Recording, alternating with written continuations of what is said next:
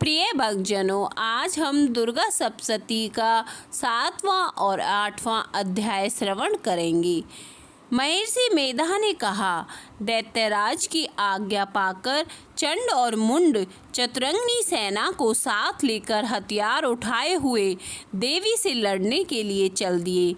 हिमालय पर्वत पर पहुंचकर उन्होंने मुस्कुराती हुई देवी जो सिंह पर बैठी हुई थी देखा।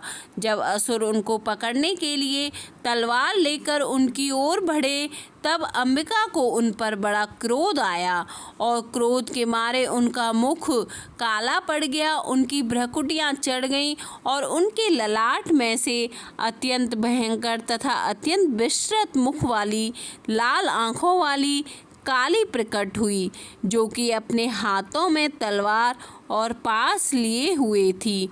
वह विचित्र खड्ग धारण किए हुए थी तथा चीते के चर्म की साड़ी एवं नर मुंडों की माला पहन रखी थी। उसका मांस सूखा हुआ था और शरीर केवल हड्डियों का ढांचा था, और जो भयंकर शब्द से दिशाओं को पूर्ण कर रही थी वह असुर सेना पर टूट पड़ी और दैत्यों का भक्षण करने लगी। वह पार्श्व रक्षकों, अंकुशधारी महावतों, हाथियों पर सवार योद्धाओं और घंटा सहित हाथियों को एक हाथ से पकड़ पकड़ कर अपने मुंह में डाल रही थी, और इसी प्रकार वह घोड़ों, रथों, सारथियों व रथों में बैठे हुए सैनिकों को मुंह में डालकर भयानक रूप से चबा रही थी। किसी के केस पकड़कर, किसी को पैरों से दबाकर और किसी दैत्य को छाती से मसलकर मार रही थी। वह दैत्यों के छोड़े हुए बड़े बड़े अस्त्र शस्त्रों को मुंह में पकड़कर और क्रोध में भरकर उनको दांतों में पीस रही थी। उसने कई बड़े बड़े असुर भक्षण कर डाले, कितनों को रौंद डाला और कितने उसके मार के मारे भाग गए। कितनों को उसने तलवार से मार डाला, कितनों को अपने दांतों से समाप्त कर दिया, और इस प्रकार से देवी ने क्षण भर में संपूर्ण दैत्य सेना को नष्ट कर दिया। यह देख महापराक्रमी चंडकाली देवी की ओर पलका और मुंड ने भी देवी पर अपने भयानक बाणों की वर्षा आरंभ कर दी और अपने हजारों चक्र उस पर छोड़े। उस समय वह चमकते हुए बाण व चक्र देवी के मुख में प्रविष्ट हुए इस प्रकार दिख रहे थे कि जैसे मानो बहुत से सूर्य मेघों की घटा में प्रविष्ट हो रहे हों।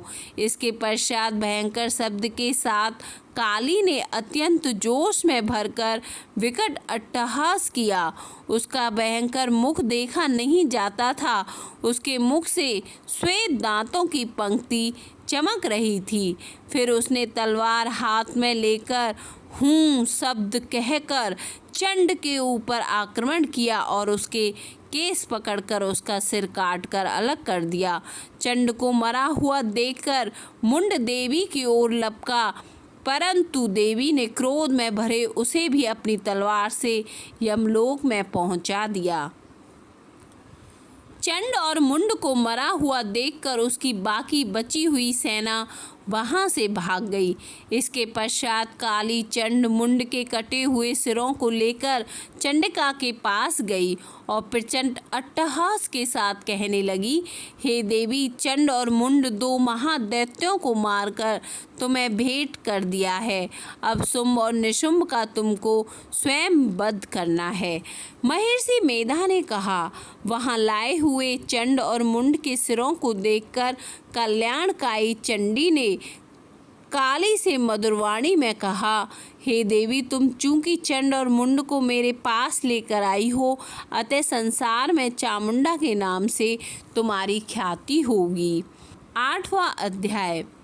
महर्षि मेधा ने कहा, चंड और मुंड नामक असुरों के मारे जाने से, बहुत सी सेना के नष्ट हो जाने से असुरों के राजा प्रतापी शुंभ ने क्रोध युक्त होकर अपनी संपूर्ण सेना को युद्ध के लिए तैयार होने की आज्ञा दी।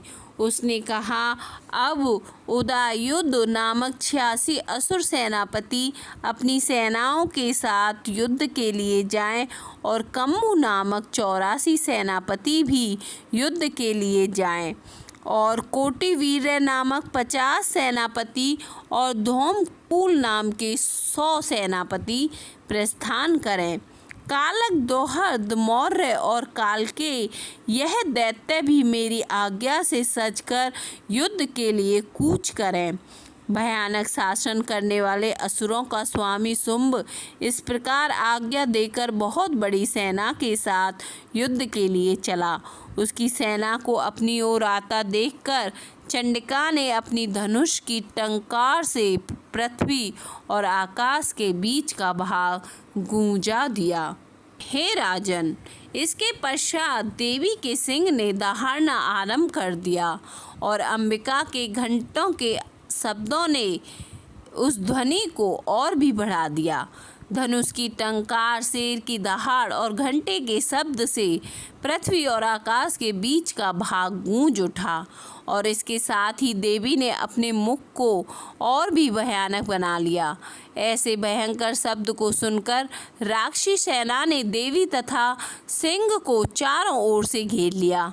हे राजन, उस समय दैत्यों के नाश के लिए और देवताओं के हित के लिए ब्रह्मा, शिव, कार्तिकेय, विष्णु तथा इंद्र आदि देवों की शक्तियाँ जो अत्यंत पराक्रम और बल से संपन्न थी, उनके शरीर से निकलकर उसी रूप में चंडिका देवी के पास गई। जिस देवता का जैसा रूप था, जैसे आभूषण थे और जैसा वाहन था, वैसा ही रूप, आभूषण और वाहन लेकर उन देवताओं की शक्तियाँ दैत्यों से युद्ध करने के लिए आई।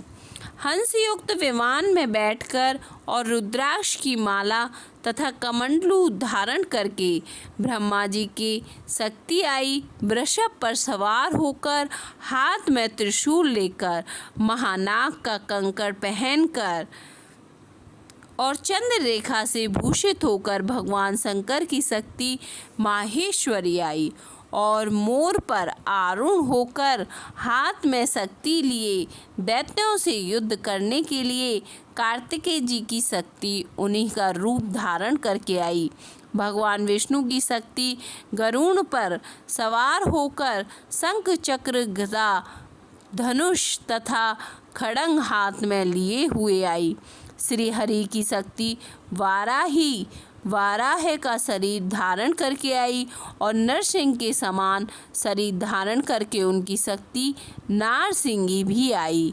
उसकी गर्दन के झटकों से आकाश के तारे टूट पड़ते थे और इसी प्रकार देवराज इंद्र की शक्ति ऐन्द्री भी ऐरावत के ऊपर सवार होकर आई। इसके पश्चात इन देव शक्तियों से घिरे हुए भगवान शंकर ने चंडिका से कहा, मेरी प्रसन्नता के लिए तुम शीघ्र ही इन असुरों को मारो। इसके पश्चात देवी के शरीर में से अत्यंत उग्र रूप वाली और सैकड़ों गीदड़ियों के समान आवाज करने वाली चंडिका शक्ति प्रकट हुई। उस अपराजिता देवी ने धूमिल जटा वाले भगवान श्री शंकर जी से कहा, हे प्रभु, आप मेरी ओर से दूत बनकर शुंभ और निशुंभ के पास जाइए और उन अत्यंत गर्वीले दैत्यों से कहिए तथा उनके अतिरिक्त और भी जो दैत्य वहां युद्ध के लिए उपस्थित हों उनसे भी कहिए, जो तुम्हें अपने जीवित रहने की इच्छा हो तो त्रिलोकी का राज्य इंद्र को दे दो, देवताओं को उनका यज्ञ भाग मिलना आरंभ हो जाए और तुम पाताल को लौट जाओ। किंतु यदि बल के गर्व से तुम्हारी लड़ने की इच्छा हो तो फिर आ जाओ। तुम्हारे मांस से मेरी योगिनियाँ तृप्त होंगी। चूँकि उस देवी ने भगवान शंकर को दूत के कार्य में नियुक्त किया था, इसलिए वह संसार में शिवदूती के नाम से विख्यात हुई। भगवान शंकर से देवी का संदेश पाकर उन दैत्यों के क्रोध का कोई आर पार ना रहा और वह जिस स्थान पर देवी विराजमान थी वहां पहुँचे। जाने के साथ ही उस पर बाणों और शक्तियों की वर्षा करने लगे। देवी ने उनके फेंके हुए बाणों, शक्तियों, त्रिशूल और फरसों को अपने बाणों से काट डाला और काली देवी उस देवी के साथ आगे खड़ी होकर शत्रुओं को त्रिशूल से विदीर्ण करने लगी और खटवाक से कुचलने लगी। ब्राह्मणी जिस तरह दौड़ती थी उसी तरह अपने कमंडलू का जल छिड़ककर दैत्यों के वीर्य व बल को नष्ट कर देती थी और इसी प्रकार माहेश्वरी त्रिशूल से, वैष्णवी चक्र से और अत्यंत कोप वाली कौमारी शक्ति द्वारा असुरों को मार रही थी और ऐन्द्री के बाजू के प्रहार से सैकड़ों दैत्य रक्त की नदियां बहाते हुए पृथ्वी पर सो गए। वाराही ने कितने ही राक्षसों को अपनी थूथन द्वारा मृत्यु के घाट उतार दिया। दाढ़ों के अग्रभाग से कितने ही राक्षसों की छाती को चीर डाला और चक्र की चोट से कितनों ही को विदीर्ण करके धरती पर डाल दिया। बड़े बड़े राक्षसों को नारसिंगी अपने नखों से विदीर्ण करके भक्षण कर रही थी और सिंहनाद से चारों दिशाओं को गुंजाती हुई रणभूमि में विचर रही थी। शिवदूती के प्रचंड अट्टहास से कितने ही दैत्य भयभीत होकर पृथ्वी पर गिर पड़े और उनके गिरते ही वह उनका भक्षण कर गई। इस तरह क्रोध से भरे हुए मातृगणों द्वारा नाना प्रकार के उपायों से बड़े बड़े असुरों को मरते हुए देखकर राक्षसी सेना भाग खड़ी हुई और उनको इस प्रकार भागता देखकर रक्तबीज नामक महापराक्रमी राक्षस क्रोध में भरकर युद्ध के लिए आगे बढ़ा।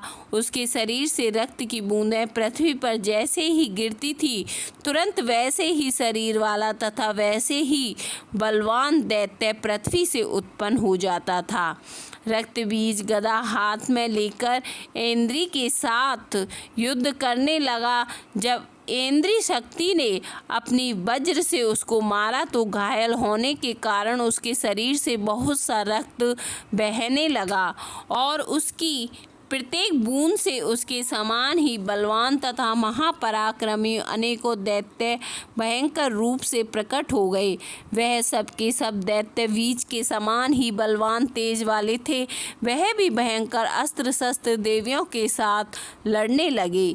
जब ऐन्द्री के वज्र प्रहार से उसके समस्त मस्तक पर चोट लगी और रक्त बहने लगा तो उसमें से हजारों ही पुरुष उत्पन्न हो गए। वैष्णवी ने चक्र से और ऐन्द्री ने गदा से रक्त बीज को चोट पहुंचाई और वैष्णवी के चक्र से घायल होने पर उसके शरीर से जो रक्त बहा उससे हजारों महाअसुर उत्पन्न हुए जिनके द्वारा यह जगत व्याप्त हो गया। कौमारी ने शक्ति से, बाराही ने खड़ग से और माहेश्वरी ने त्रिशूल से उसको घायल किया। इस प्रकार क्रोध में भरकर उस महादैत्य ने सब मात्र शक्तियों पर पृथक पृथक गदा से प्रहार किया और माताओं ने शक्ति तथा शूल इत्यादि से उसको बार बार घायल किया। उससे सैकड़ों महादैत्य उत्पन्न हुए। इस प्रकार रक्तबीज के रुधिर से उत्पन्न हुए असुरों से संपूर्ण जगत व्याप्त हो गया, जिससे देवताओं को भय हुआ। देवताओं को भयभीत देखकर चंडिका ने काली से कहा, हे चामुंडे, अपने मुख को बड़ा करो और मेरे शस्त्र घात से उत्पन्न हुए रक्त बिंदुओं तथा रक्त बिंदुओं से उत्पन्न हुए महाअसुरों को तुम अपने इस मुख से भक्षण करती जाओ। इस प्रकार रक्त बिंदुओं से उत्पन्न हुए महादैत्यों को भक्षण करती हुई तुम रणभूमि में विचरो। इस प्रकार रक्त क्षीण होने से यह दैत्य नष्ट हो जाएगा और तुम्हारे भक्षण करने के कारण अन्य दैत्य नहीं होगा। काली से इस प्रकार चंडिका देवी ने रक्त बीज पर अपने त्रिशूल से प्रहार किया और काली देवी ने अपने मुख में उसका रक्त ले लिया। तब उसने गदा से चंडिका पर प्रहार किया। प्रहार से चंडिका को तनिक भी कष्ट ना हुआ, किंतु रक्तबीज के शरीर से बहुत सा रक्त बहने लगा। लेकिन उसके गिरने के साथ ही काली ने उसको अपने मुख में ले लिया। काली के मुख में उस रक्त से जो असुर उत्पन्न हुए उनको उसने भक्षण कर लिया और रक्त को पीती गई। तदंतर देवी ने रक्त बीज को, जिसका कि खून काली ने पी लिया था, चंडिका ने उस दैत्य को वज्रवाण बाण खड्ग तथा ऋषि इत्यादि से मार डाला। हे राजन, अनेक प्रकार के शस्त्रों से मारा हुआ, खून से वंचित वह महादैत्य रक्त बीज पृथ्वी पर गिर पड़ा।